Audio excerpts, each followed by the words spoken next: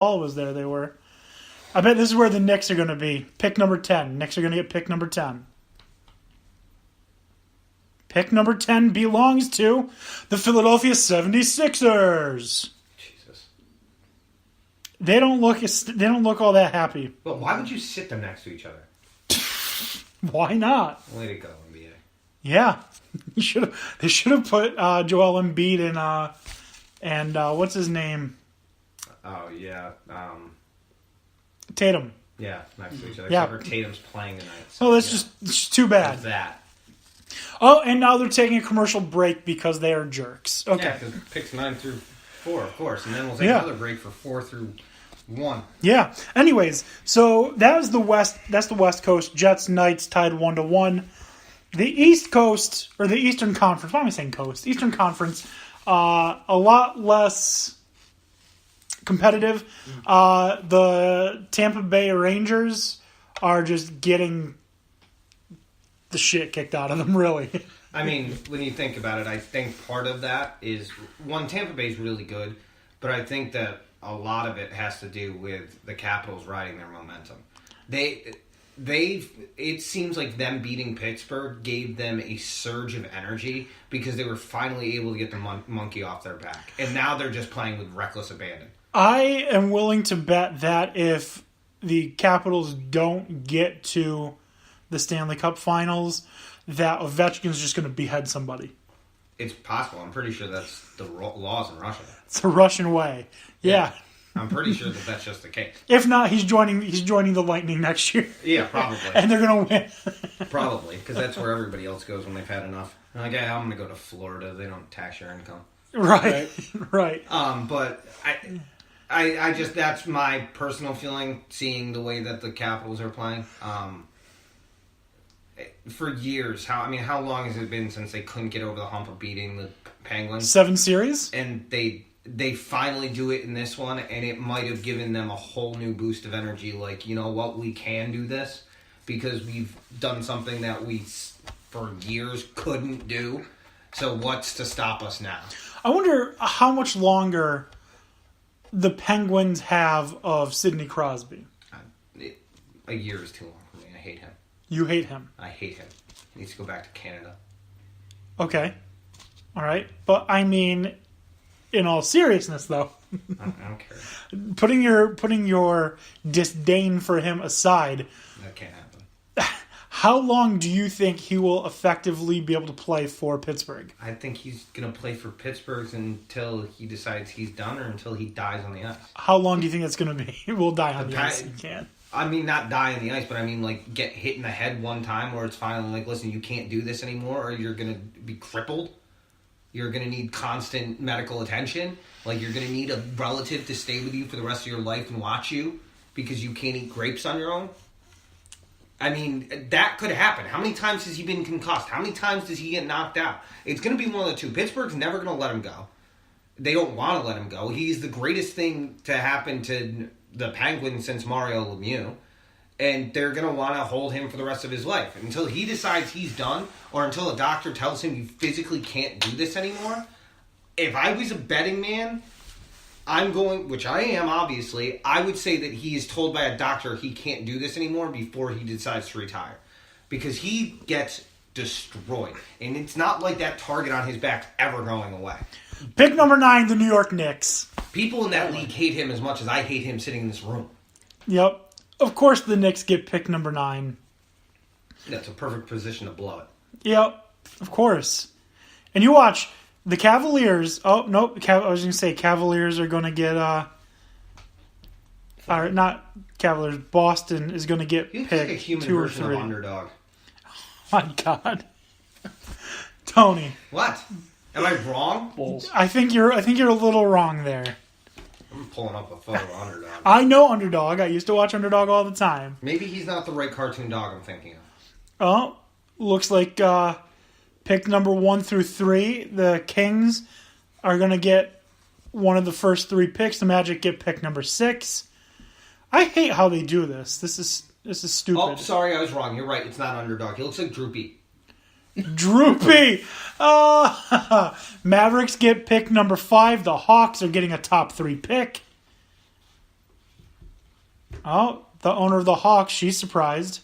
And then the Grizzlies get pick number 4, meaning the Suns get pick number 3. Well, one of the top 3 picks. Oh, so At least Sacramento will have another top 3 pick to screw up. do you think they're going to redraft DeMarcus Cousins? I don't know.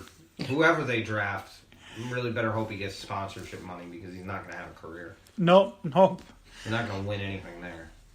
All right. The only time you win is when you get the hell out of Sacramento. I've heard Sacramento's a very nice place. How to play basketball. I mean, Chris Webber didn't complain too much. Yeah, what were you going to do? Complain. Yeah, and so what? DeMarcus Cousins complained for a better half of a decade. It didn't do him any good. So He yelled at coaches. That didn't even get him traded. no, they Short of didn't. starting to burn down sitting blocks, I don't know what it would have. Apparently, doing an interview at the end of the All-Star game. That's what gets you traded. Good. Or at least that's when you'll find out you got traded. I'm sure he was like, finally. If I knew that, I would have done that earlier. Yeah. All right.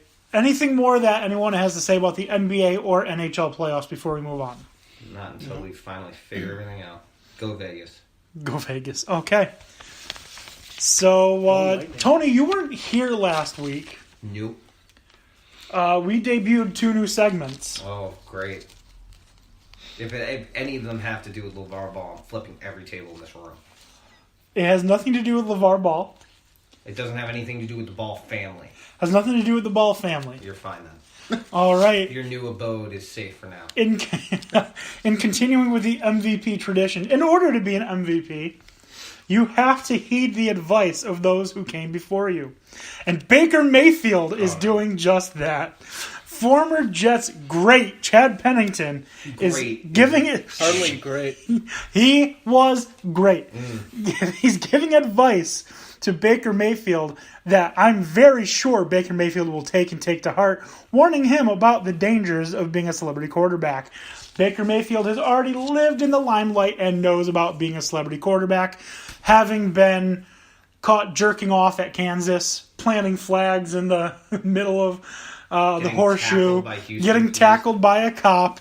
He knows all about being a celebrity quarterback, and clearly that is something that he is now looking to avoid. Learning this lesson, bettering himself, and becoming the best football player that he can possibly be is why Baker Mayfield is your 2018-2019 NFL MVP.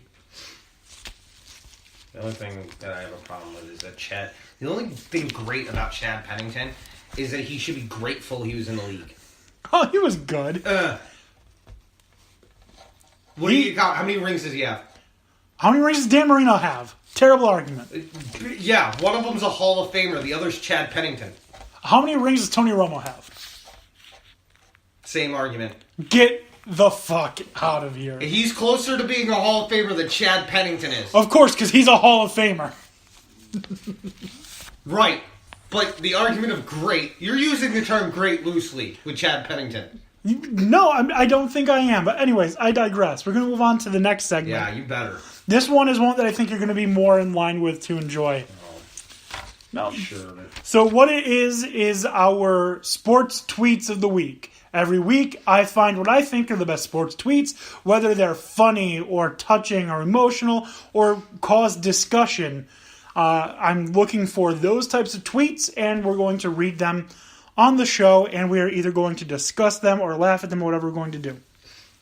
So the first one, at FA Forecast tweeted, just curious, why is no one making a big deal about at DeMarco Murray still being unsigned? Sure, he's a 30-year-old running back, but he's still very much a productive one. So this one obviously isn't funny, but it does, in my mind, deserve a discussion. Why is it that we are just sitting on our hands about DeMarco Murray not being signed, despite the fact that he is still a very productive running back? Is it because the influx of running backs coming into the league, where you see guys like, what's his name? Todd Gurley, Ezekiel Elliott. Now you got Saquon Barkley. You've got Nick Chubb, Darius Guice. Look at the ones that show up later in the draft. Alvin Kamara. I mean, there's an influx of youth, and sometimes youth can pay off regardless of the round that you choose them. I don't think it takes away anything from DeMarco Murray and his skill set and his career. It's a simple numbers game. I mean, do I think a team will bring him in? Probably, but the need or the idea that he's going to be your workhorse back, that's a little concerning for teams given his age. I think regardless of his age, he's only been in Tennessee for 2 years. He has shown you that when you have a great offensive line, he can be very good. When you have a bad offensive line or a not so good offensive line, he's absolute dog trash. And I censored myself by saying trash. No, I understand, but I mean, how many teams have an honest-to-God really good offensive line that could use him? Really, none. The Raiders? Yeah, but even the Raiders, I mean, they could... If Gruden can get Marshawn's head back in line, they have the same thing in Marshawn Lynch that they have in DeMarco Murray. They've got even better. I mean, I understand DeMarco Murray, when he was with the Cowboys, led the NFL in rushing yards. And again, how much is that on the line? 75%, I'm sure. But who do the Raiders have now at running back?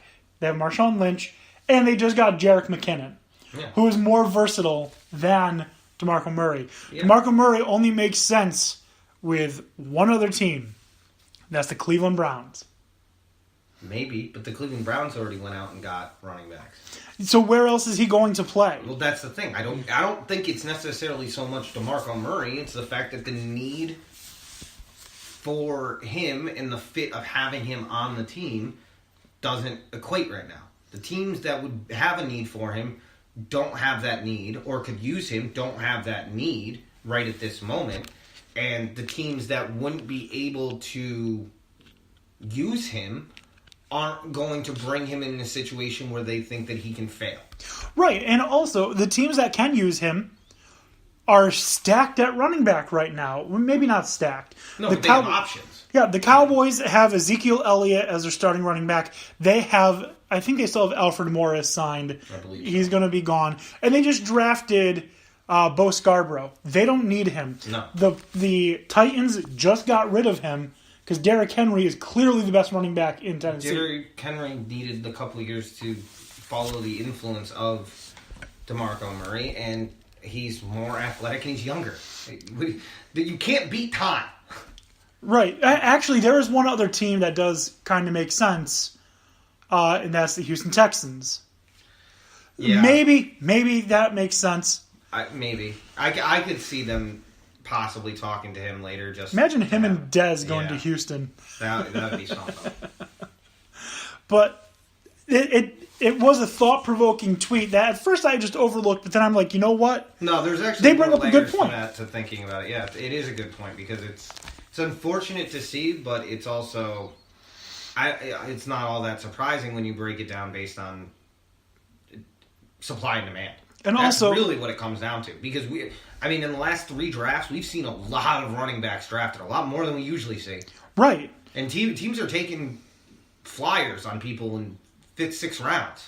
And I think that is due to the age of the quarterbacks winding down. Peyton's gone. Eli's gone, essentially. Tom Brady's not going to play forever. The elites right now have... We're talking about low numbers left in the tank. Right. Tom Brady's not going to play forever. Drew Brees isn't going to play forever. Yeah, you've got Aaron Rodgers who can still carry it. But then the other really good quarterbacks, I don't want to say great. Is it Roethlisberger? Ben Roethlisberger. He's on his way out, too. Yeah, he's on his way out. He's got a couple of years. He was talking about retiring. Now he's offended that they drafted a quarterback. I don't trust that rapist. The really good quarterbacks that are left in the league aren't pure pocket passers. You got Cam Newton. And a lot of people argue that he isn't as good. He's an MVP. He is good. You've got Matt Ryan, who's very mobile for... Russell Wilson, Deshaun Watson, Dak Prescott, Carson Wentz. Kirk Cousins. Yeah. So the pure pocket passers, I mean, the Tom even Derek Brady, Carr they're will get out of gone. the pocket faster. Yeah. So, I mean, we have ones that lean towards pocket passing, but that's not the way that the NFL is moving.